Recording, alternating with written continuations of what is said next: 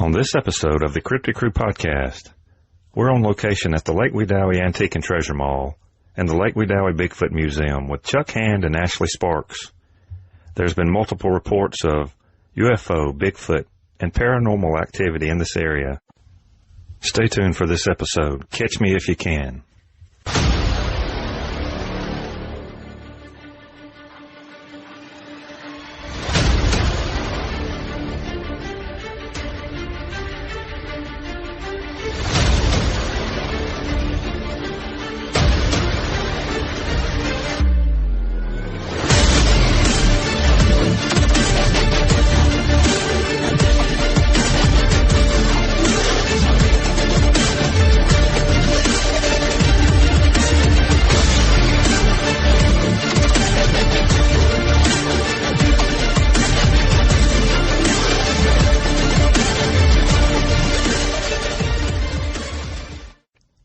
Chuck and Ashley, thank you for coming on.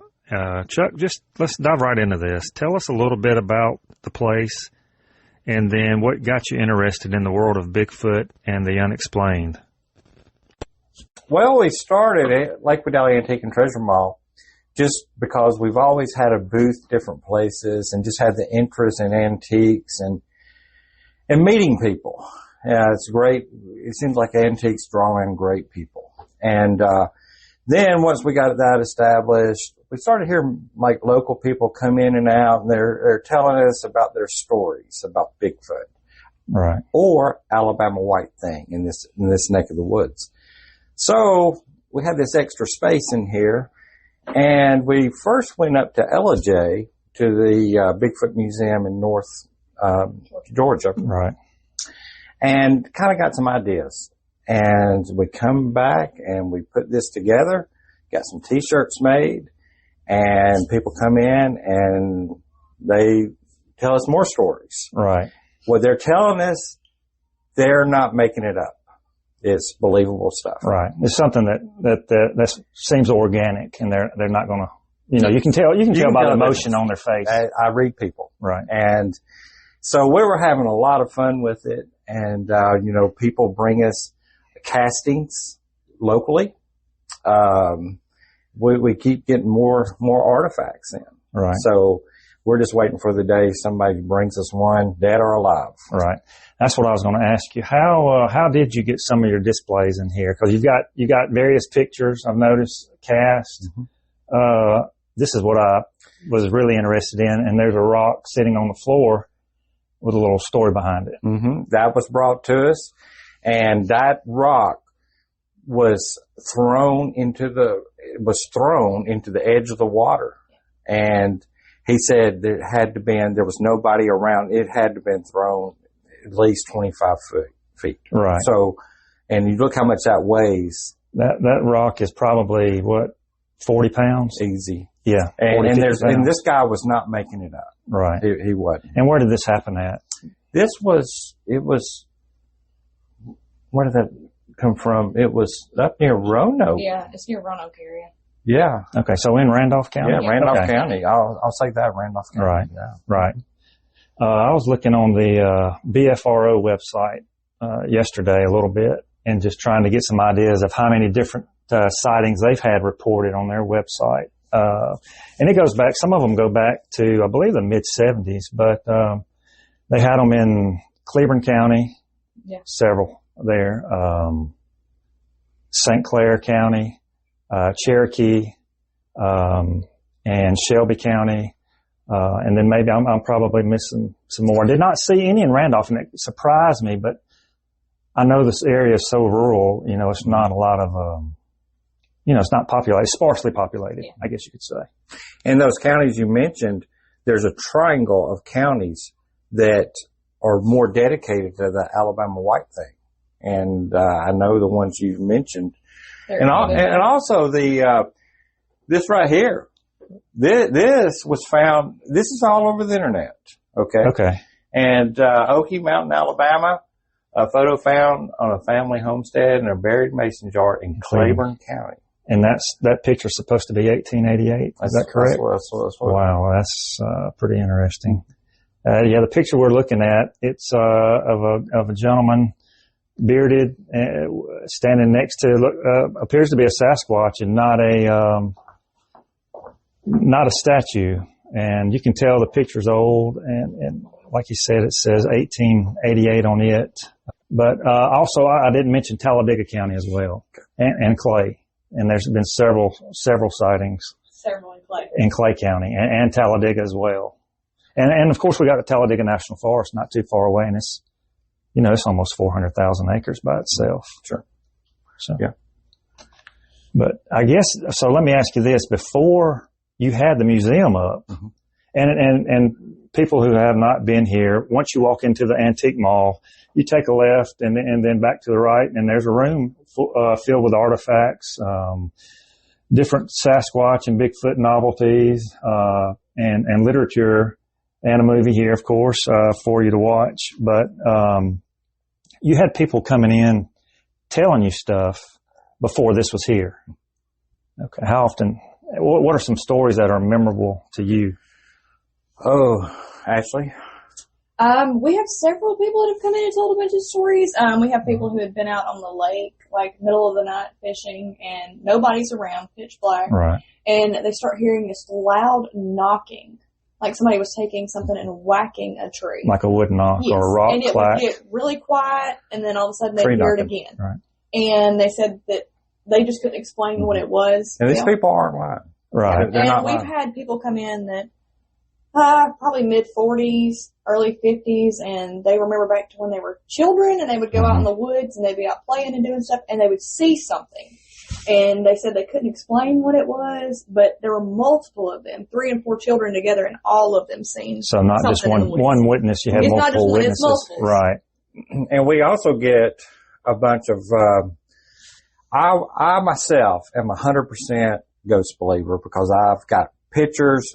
Multiple people have seen this ghost cat in our old house, and I've got pictures, like for you to post them and have that story at some point. And we get UFO sightings. A lot of UFO sightings. Yeah, a lot. It was pictures, videos. I still have one, and I mean it's. I know a lady that used to be here that would not lie if her life depended on it, and she's got a picture of a UFO. And she said when she was driving, she saw it, and multiple things in her car automatically just stopped working. And then she started feeling sick. So they had some type of interference or magnetic interference or some sort of. She went to the doctor. They couldn't find anything wrong, but she said she was sick for 3 days. And it just started right then. Immediately after that encounter or. But it was more of the classic pill type UFO, and pictures. I mean, look just like what you see on TV. And like I say, this lady wouldn't lie about that. Right. Not at all. Right. So we get a lot of that. The ghost stuff around here is real interesting. It's a huge thing. And there are a lot of people in Randolph County that come in with stories on UFOs and stuff, though, and what they've seen while going down the highway. And even my son, we have video of him and a friend of his out fishing on the lake. And you see the light in front of them. It's like an orb, and it's like flashing and getting stronger, and then all of a sudden it just disappears. Mm-hmm. And here at the mall, and is it and the light? Let me go back to that real quick. The light above the tree line, or in the tree line, or just above the tree line. It's a good video. I mean, it's legit. I mean, it was enough to freak them out. Right, right. They knew it was not somebody messing around with them. Normal. Yeah, sure. And here at the mall, we get a lot of things we just can't explain. Some things we can debunk. Some things we just can't. You know, now I'm thinking, as far as we know, nobody's ever died here, but, you know, things, a spirit's supposed to attach yourself with certain objects, and we're antique mall, we've got them. And, so we get that a lot. Right. Come in, things been moved around on the floor. We do a drop test. How did it get out here? Mm-hmm. There's no way. All right. And then one time we had a Halloween event, and I was going back to close the back door, and I looked over and saw a shadow figure, and I looked over at it. It disappeared and just darted across the bottom of the floor or around the aisle. Was it like it was translucent, like you could see through it, or just dark? It was dark. Okay. And it kind of goes back to that cat that we used to have. cat spirit. I know it sounds crazy, but it is what it is. And once you see one and you know what you saw, now you're more in tune to notice things. Right. So many times, you just turn your head and think that, I guess the wind blew that over. No, I mean, I've got several stories, even in this new house, the man that built it died in the house, and we were reluctant to even buy in the house for that reason, because this cat was in our old house as we was packaging, boxing everything up to move. And, a couple of years go by and nothing happened. And then now I'm getting, strange things happening in this house. Right. When we talked the first time I met you, I think you showed me some pictures of something being moved off of some furniture, I believe. Is that right? Absolutely. Yes. That's in the new house. And also we're hearing voices upstairs in the bathroom. There's one bathroom, and we're hearing voices, and it's muffled sounding, and it sounds like a pilot. Okay, a pilot in a cockpit, and then she pulled it up.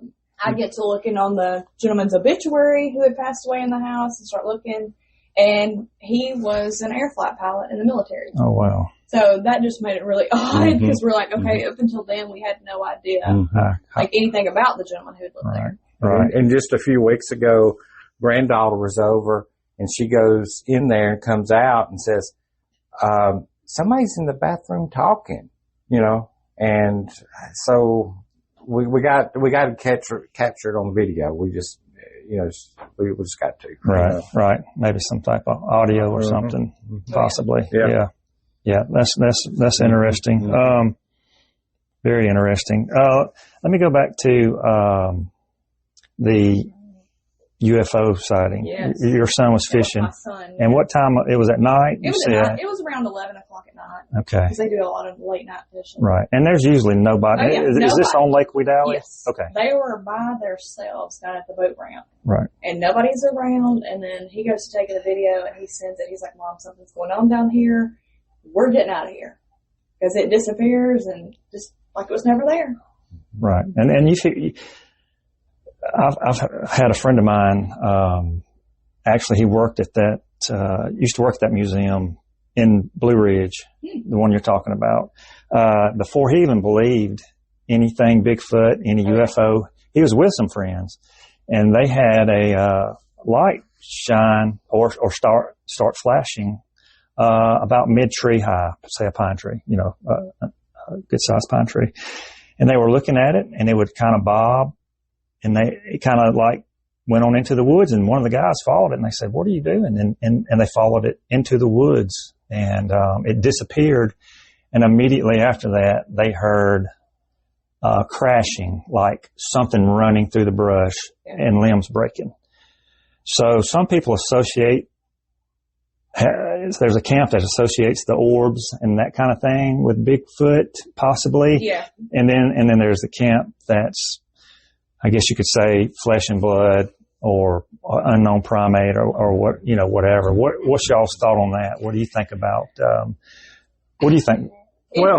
And it's like you said, it's different too, because we do have people that think it would be an interdimensional thing, like with the orbs and the Bigfoot, because they say, okay, if it's interdimensional, that's why you can't keep up with them and we can't find them because they can go in between dimensions. Right. Which would make sense with the UFO kind of thing. Sure. For those people in their theory. But at the same time, if there's stuff being left behind and there's molds and everything, that would tell you it'd be flesh. So, right. If I had to believe, I would try and want to think that it was real. Yes, like I'm the same way here. Especially when you got cast, you're leaving physical evidence on the ground, or tree breaks or limb breaks. Where have y'all ever seen the structures that some of them have found in the woods, stick structures? I have not. Okay. They're done with something with a hand. You have to have, it's not a bear that does this, or there's really nothing else around here that's going to make them. But, not sure what they mean, if it's like a territory marker or what, but there's something breaking, twisting trees, decent sized trees and twisting them off and making some type of formation. So it'd have to be something with an Exactly. So that's going back to what I was saying, physical evidence, I guess, but, Also, and I did this too. I took a area measurement, like acreage from Roanoke north to Tallapoosa, Georgia, and then I went west toward Oxford, in the back southwest toward Sylacauga, then back over toward Roanoke. And you got, I think the way I calculated, about 870 or 80,000 acres, and that's not heavily populated either. No. So for something to can stay hidden, and plenty of water, plenty of food, travel area, so. So what's your thoughts on that? You think they migrate, or it's hard to say? I don't know unless they come in and out of that dimension that we just don't understand.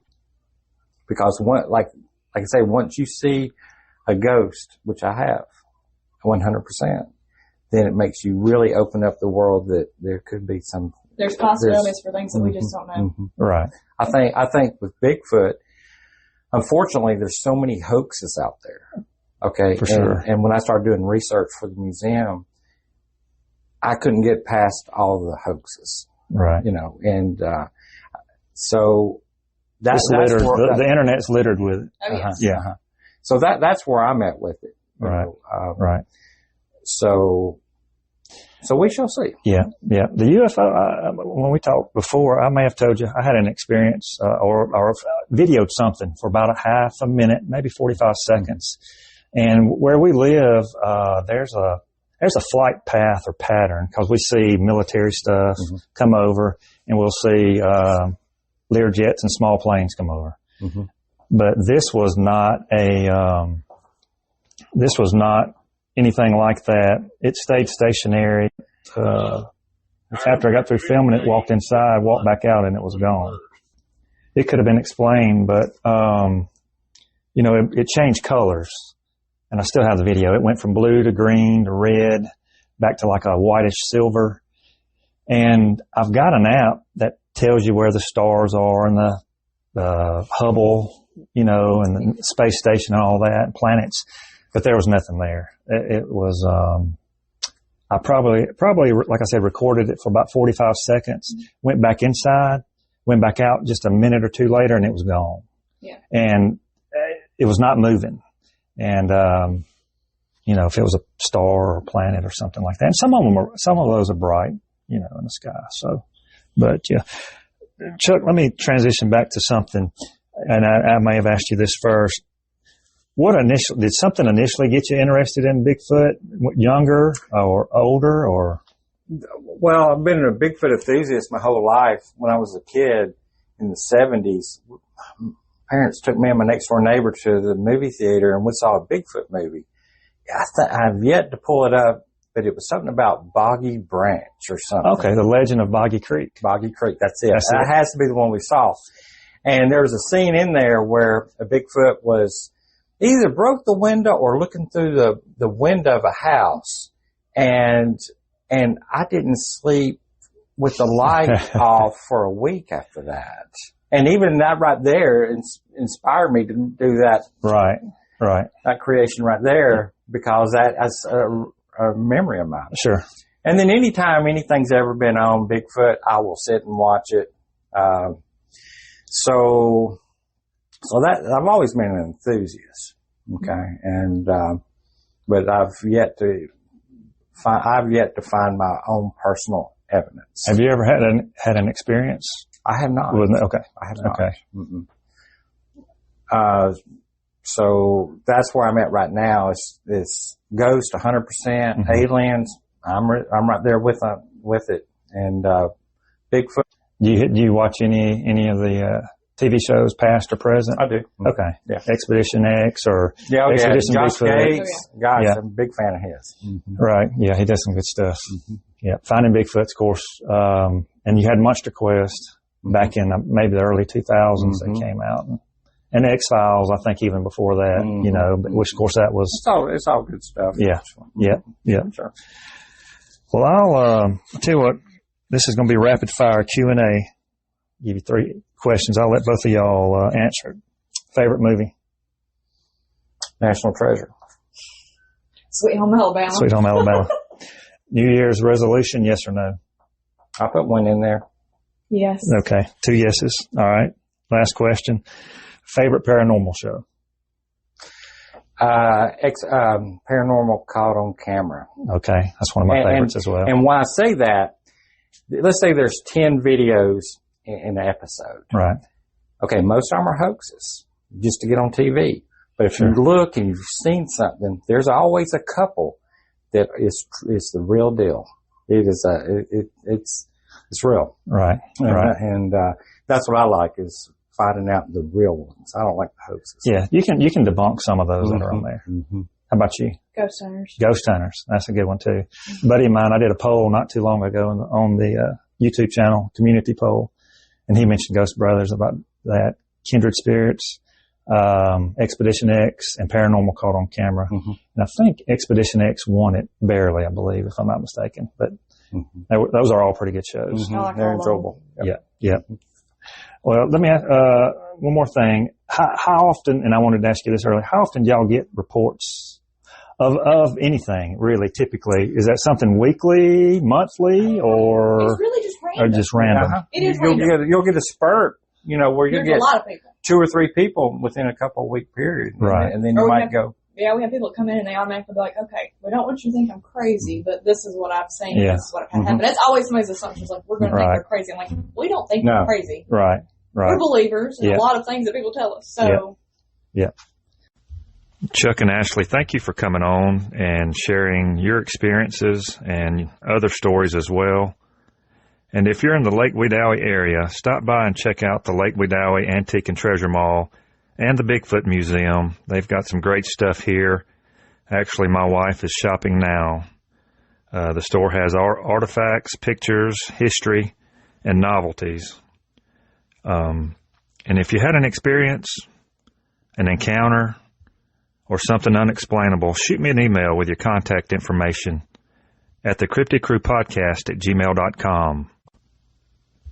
There will be a link at the bottom for the ghost cat picture that Chuck took. Like, share, and subscribe. It helps the channel out. Thank you for listening, and God bless.